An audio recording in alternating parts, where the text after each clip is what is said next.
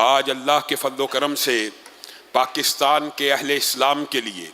خوشی کی ایک خبر ہے، لیکن یہ جو خوشی کی خبریں ہوتی ہیں ان کے پیچھے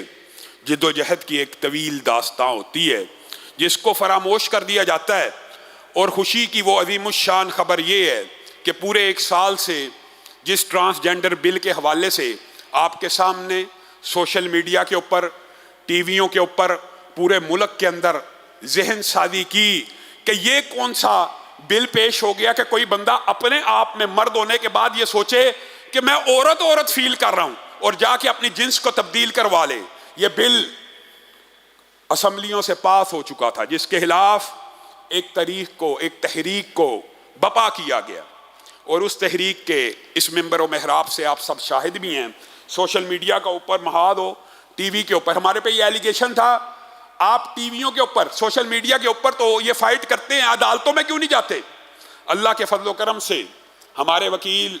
عبد الرحمان ایڈوکیٹ نے وفاقی شرعی عدالت میں پٹیشن کی، جن کا ساتھ ملک کی بڑی تمام مذہبی جماعتوں نے دیا، اور سب سے پہلے اللہ کا شکر گزار ہوں، اور اس کے بعد اپنے نمائندہ وکیل عبد الرحمان ایڈوکیٹ، اور اس کے بعد سینیٹر مشتاق صاحب، ان کے وکلاء کی ٹیم،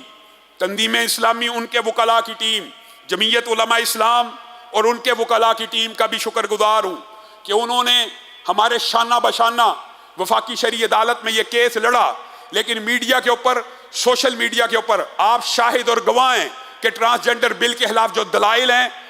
جو موقف ہے، جو اسلامی نقطہ نظر ہے، وہ کن لوگوں نے پیش کیا، آپ سب اس بات کے شاہد اور گواہ ہیں۔ اس موقف کو ججوں نے سنا اور ہماری پٹیشن کے اوپر آج یہ فیصلہ دے دیا کہ ٹرانسجینڈر بل میں جتنی غیر اسلامی شکیں ہیں ان سب کو معطل اور مسترد کر دیا جاتا ہے۔ الحمدللہ رب العالمین، اللہ کا شکر ہے۔ یہ جو فیصلے ہوتے ہیں حقیقت میں ان فیصلوں کے بعد دل میں ایک امنگ اور امید پیدا ہوتی ہے کہ اللہ کا شکر ہے۔ اور ہم نے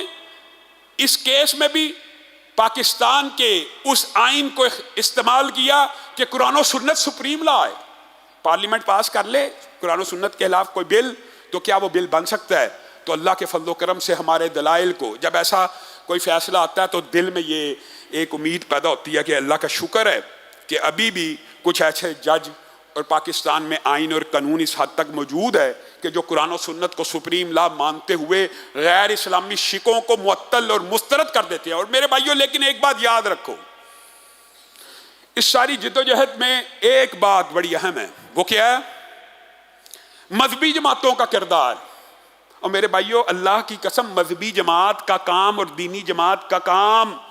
دفاع اسلام اور دفاع شعائر اللہ ہی ہوتا ہے،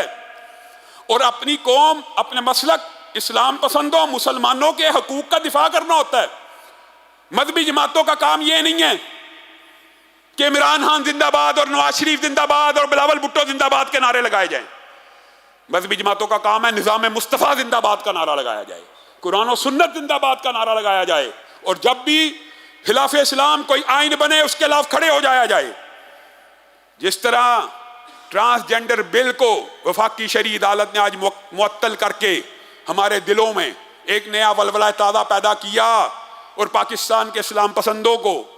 ایک خوشخبری سنائی، امید پیدا ہو جاتی ہے۔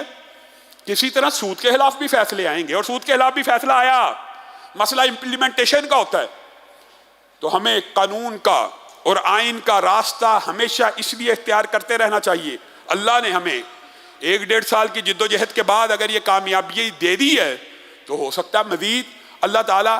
دیگر باتوں کے اندر بھی ہمیں کامیابیاں دے۔